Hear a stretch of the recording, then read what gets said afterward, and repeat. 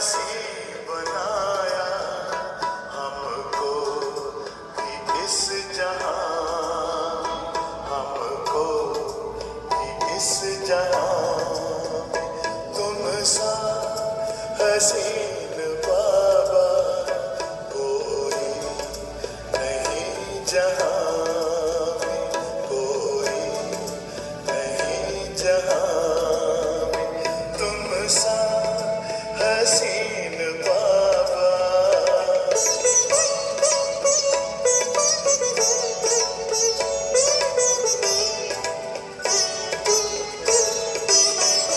सूरज या चांद किससे, सूरज या चांद किससे तुलना करूं तुम्हारी, तुलना करूं तुम्हारी।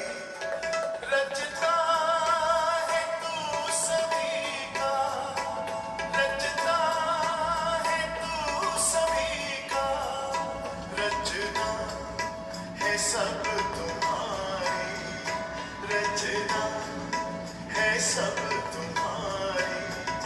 तू है जहां से न्यारा, तू है जहां से न्यारा, उपमा नहीं जहां में, उपमा नहीं जहां में तुम सा हसीन बाबा। ये 15वें का रात्रि क्लास है। तो जरूर कोई एक हुआ आता या तो समझने वाले होंगे, दूसरे न समझने वाले होंगे। तो विवेक कहते हैं कि हर एक अलग अलग होंगे तो बेहतर होते हैं। हमारी कीमत अपनी होती है। भले बाप के 3 बच्चे होगा तो 3 कीमत अलग होगी। तो असल कायदा कराची में ये थे, एक को अलग अलग करते थे। क्योंकि एक बैठा होगा उनको तुम योग में बैठाएगी, दूसरा योग में या याद में न रहेगा नहीं, तो उस समय में वो वायुमंडल को खराब करेंगे। परंतु यहाँ इतनी जगह तो है नहीं, यहाँ तो झुंड आते हैं, वो यात्रा का स्थान है। अभी अगर 2 और उससे फर्क भरा जाते हैं तो कुछ फर्क होते हैं तो अलग कर देना चाहिए समझाने के लिए।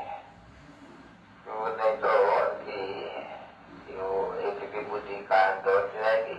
जैसे यहाँ आते हैं कभी कभी नए को अलग करते हैं, तो जिनका योग ठीक नहीं होगा बाप के साथ तो उनका क्या हालत होगी। बाबा बोलते रहेंगे, वो ऐसे से कहते रहेंगे। अरे ये सवाल की जाती है, नहीं होगी। तो ये नए जो आए हैं उनमें 2 या 3 हो, कौन का अटेंशन जाता है, कौन का अटेंशन नहीं जाते, कौन लायक है, कौन न लायक है। क्या ये अविनाशी ज्ञान खजाना लेने का, तो लायक और न लायक, न लायक को तो न लायक है इस चीज का, ये वो अच्छा है। तो अगर उनको कहते न नालायक तो पूरा पड़ेगा। बातें की होती है न लायक या नालायक। जो लायक होगा तो अटेंशन से सुनते रहेंगे, उनको बाप देखते रहते हैं। जिसका अटेंशन जाता है, जिसका नहीं जाते, जिसका नहीं जाता होगा तो उनकी मौखिक चलन की यदि करेगा यदि करेगा अटेंशन नहीं रहेगा। तो बच्चों का तो अटेंशन बाप की तरफ रहेगा, क्या बोलते हैं डायरेक्ट।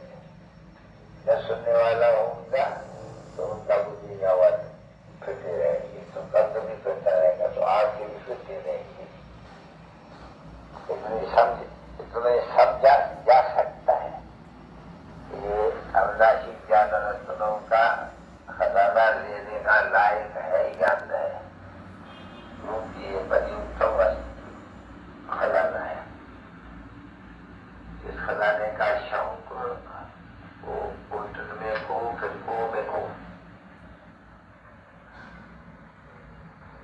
ये इतना अच्छी तरह से धारणा करना चाहिए जो बस सुना और फिर जाकर रिवाइज करके लिख दिया फिर वो 5-7 दफा अच्छे से जाए उनमें जो भी तत्व हो वो धारण कर लेना चाहिए।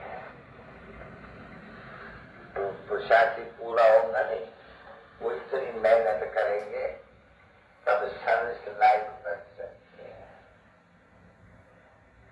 हाँ, कई होते हैं बहुत अच्छे बुद्धिवान, उनकी बुद्धि में झट बैठ जाते हैं, फिर सब बैठ जाते हैं कि ये कोई नजदीक का, ये ब्रह्म कुलभूषण कोई नजदीक का है, या ब्रह्म कुलभूषण नजदीक का हुआ या देवताओं में नजदीक का हुआ, ऐसे होते हैं। ये जो समझाने वाले होते हैं वो परख सकते हैं, ये अच्छा समझते हैं, इनके बुद्धि में कुछ बैठा ही नहीं। तुम उसके साथ बैठे थे, हम दूसरे साथ लाभ तो नहीं आया। अच्छा तो वो दूसरा तैयार लेके आया था, उससे पढ़ा था जो कहता था मुझे 10 गलत हुआ तैयार किए, मैं ठीक पढ़ा था और मेरा छोटे बच्चे की परिस्थिति का भी संस्कार होते हैं, तो जब जन्म लेंगे तो थोड़ा ही बड़े होंगे तो उनका संस्कार ऐसे ही निकलेगा, काम भागने का दिल नहीं लगेगी, पढ़ाई पर भी बहुत ही दिल नहीं लगती है।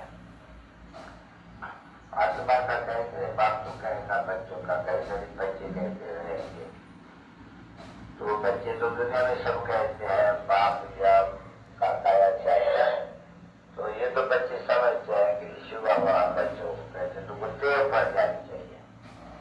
और आत्माओं को बद्ध परमात्मा समझाते रहते हैं, सब हमारी आत्मा की बुद्धि में तार होती है, ये भी कई बार भूल जाते हैं। हम आत्मा है और आत्मा ही शरीर से कर्तव्य कराते हैं, ये कई बार भूल जाते हैं। ये प्रैक्टिस में पास होना बड़ा कठिन है, क्योंकि जो बात आधा तरफ में कभी ध्यान में नहीं आई है तो मैं आत्मा हूँ और इस शरीर से सब कार्य कर रहा हूँ, पाठ बजा रहा हूँ, ये किसके बुद्धि में नहीं छाती है। आधा तरफ पूरा बाप ने समझा ना कि सत्युग में मैं आत्मा हूँ, ये है उन लोग बुद्धि में कि मैं आत्मा हूँ, इस शरीर द्वारा पाठ बजाता हूँ। जब बुद्धि होगी आपको पे छोड़ना होगा, फिर नया शरीर लेना होगा, बाकी पाठ का कुछ पता नहीं चलती। पाठ बजा भी कहते हैं बहुत क्या पाठ था क्या है कर्म क्षेत्र पर हरेक अपना अपना पाठ बजा दे, कौन सा पाठ बजा दे ये भी कहते हैं सुगत बता पर तुम कैसे कोई भी नहीं जानते। तो जैसे कि ये जो पैरे होते हैं नहीं, तो ऐसे करके सोचते हैं, तो आत्मा वास्तव में सुनती है अटेंशन से, इन कानों से। आत्मा हाथ रखेगी कि हम इन कानों से क्या सुन रही है। अभी तुमको ये ख्याल है हम आत्मा इन कानों से और पिता परमात्मा से क्या सुन रहे हैं। अभी ऐसे तो कोई भी पाठशाला स्कूल या सत्संग नहीं है, इसमें बच्चे सुनने वाले ऐसे समझे और सुनाने वाला भी ऐसे ही कहे कि मैं इस शरीर द्वारा आकर द्वारा तुम आत्माओं को समझा रहा हूँ। तो इसमें कहा जाता है आत्माओं और परमात्मा का सन्मुख मेला, सन्मुख। क्योंकि भगवान पाएंगे राजयोग तो भी सन्मुख पढ़ाएंगे नहीं, और पढ़ाएंगे अभी तो बहुत ही टाइम पढ़ाएंगे नहीं, पढ़ाए जाते हैं जहाँ जी पर तुम्हारा भी ऐसे है, जहाँ जीना है तुमको, तो मुझे भी है देखो कितने कहाँ पढ़ना है तुमको, जो जहाँ जीना है बुद्धि पढ़ते हैं क्या